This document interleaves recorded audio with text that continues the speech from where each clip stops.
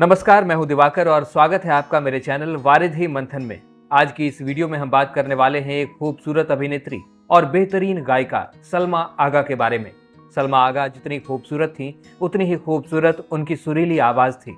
इनकी तुलना पाकिस्तानी गायिका नूर जहान से की जाती थी। एक समय ऐसा भी था जब सलमा आगा को हुस्न की मलिका कहा जाता था।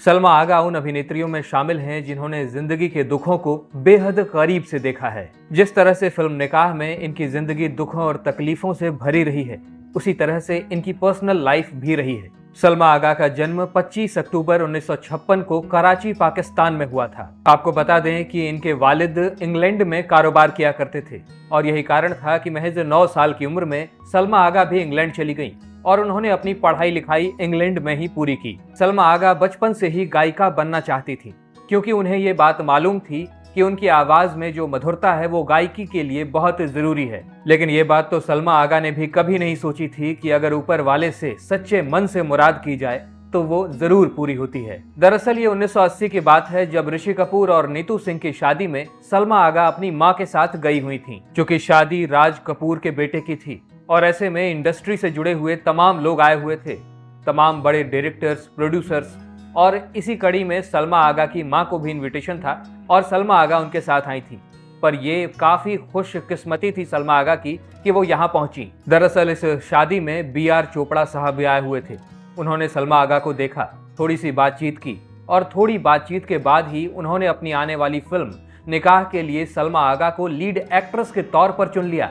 इस फिल्म की कहानी बड़ी ही संवेदनशील है। इस फिल्म में एक प्रेम कहानी दिखाई जाती है और फिर धीरे धीरे इनके बीच कड़वाहट पैदा होती है और फिर एक समय के बाद इन दोनों में अलगाव आ जाता है। ये दोनों अलग हो जाते हैं, तलाक हो जाता है इन दोनों के बीच। फिर जिंदगी में कोई और आता है और इस तरह से कहानी चलती है और बड़ी ही खूबसूरत तरीके से इस फिल्म को बनाया गया है। वैसे पहले इस फिल्म का नाम तलाक तलाक तलाक होने वाला था, लेकिन बाद में इस फिल्म का नाम बदल दिया गया और इसका नाम निकाह रख दिया गया। इसके पीछे भी एक कहानी है। दरअसल एक बार B.R. चोपड़ा से मिलने के लिए उनके कोई दोस्त सेट पर आए और उन्होंने कहा कि आपने इस फिल्म का नाम क्या रखा है। B.R. चोपड़ा ने फिल्म का नाम बताया और ऐसे में उस व्यक्ति ने कहा कि जो नाम आपने रखा है, क्या आपने इसके बारे में ज्यादा सोचा है। इस पर B.R. चोपड़ा ने कहा कि फिल्म का नाम जो मुझे सही लगा मैंने वही रखा। लेकिन फिर उनके दोस्त ने कहा कि अगर कोई व्यक्ति इस फिल्म को देखता है और फिर अपने घर जाता है और उनकी पत्नी उनसे पूछती है कि आपने कौन सी फिल्म देखी, तो वो क्या जवाब देगा। B.R. चोपड़ा उनकी बात सुनकर चौंक गए, क्योंकि मुस्लिम धर्म के हिसाब से अपनी पत्नी से 3 बार तलाक कह देना पूरी तरह से तलाक हो जाने के बराबर माना जाता था। तब जाकर B.R. चोपड़ा ने इस फिल्म का दूसरा नाम सोचा और फिर काफी सोचने के बाद उन्होंने इस फिल्म का नाम निकाह रखा। ये फिल्म रिलीज हुई और रिलीज के बाद ये फिल्म सुपर हिट साबित हुई। इस फिल्म की मर्मस्पर्शी कहानी को लोगों ने खूब पसंद किया और खासकर इस फिल्म के गाने, क्या ही कहने, सारे ही गाने कमाल। चाहे वो दिल के अरमा आंसुओं में बह गए हों या इस फिल्म का कोई भी गाना हो। इस फिल्म के लिए सलमा आगा को बेस्ट एक्ट्रेस का अवार्ड तो मिला ही, साथ ही साथ बेस्ट प्लेबैक सिंगर का अवार्ड भी मिला। अपनी पहली ही फिल्म से सलमा आगा अभिनेत्री व गायिका दोनों ही रूपों में सबके सामने आ चुकी थी। इस फिल्म की अपार सफलता के बाद तो सलमा आगा के पास मानो फिल्मों की लाइन लग गई थी। तमाम डायरेक्टर्स, प्रोड्यूसर्स और बड़े बड़े प्रोडक्शन हाउसेज सलमा आगा को अपनी फिल्म में लेना चाह रहे थे। साल 1984 में मिथुन, जो कि उस वक्त एक स्टार थे, उनके साथ सलमा आगा की एक फिल्म रिलीज हुई जिसका नाम था कसम पैदा करने वाले की। इस फिल्म में भी सलमा आगा ने अभिनय तो किया ही साथ एक प्लेबैक सिंगर के तौर पर भी काम किया। मिथुन चक्रवर्ती और सलमा आगा की जोड़ी को दर्शकों ने खूब पसंद किया।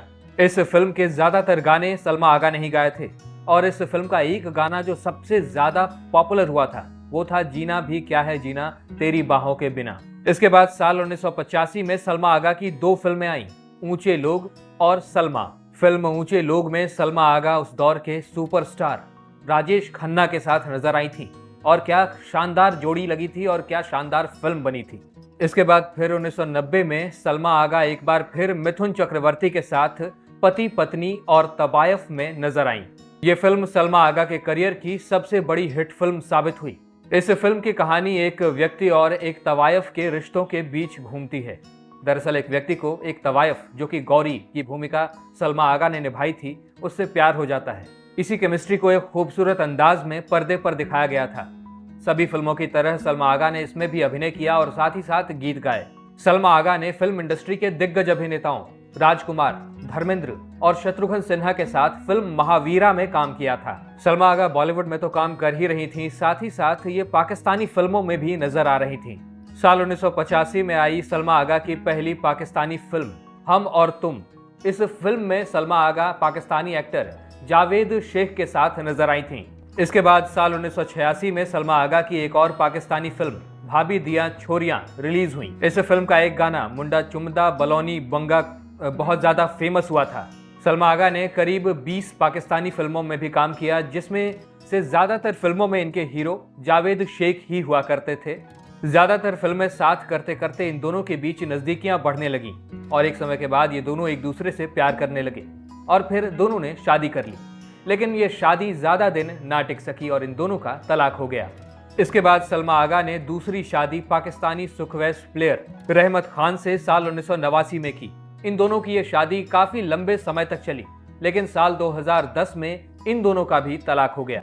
इसके बाद अपने टूटे दिल को संभालने के लिए सलमा आगा ने तीसरी शादी भी की दुबई के एक बिजनेसमैन मंजर शाह से, जो कि अभी तक कायम है। आपको बता दें कि रहमत खान, जो कि इनके दूसरे पति थे, इनसे इन्हें 2 बच्चे हुए, एक बेटा और एक बेटी। बेटी का नाम शाशा आगा है और बेटे का नाम लिकायत अली। सलमा आगा की बेटी शाशा बॉलीवुड में अपने कदम रख चुकी हैं। उन्होंने फिल्म औरंगजेब में काम किया था। ये फिल्म यशराज बैनर के तले साल 2013 में रिलीज हुई थी। दोस्तों, अगर आपको सलमा आगा की कोई फिल्म या कोई गाना याद हो तो हमें कमेंट्स में जरूर बताइएगा। साथ ही साथ ये भी बताइएगा कि सलमा आगा आपको कैसी लगती थी। अगर आपको ये वीडियो पसंद आई हो तो इसे लाइक करिएगा और अगर आप हमारे चैनल वारिधि मंथन पर नए हैं तो इसे सब्सक्राइब करके बेल आइकन दबाना बिल्कुल मत भूलिएगा।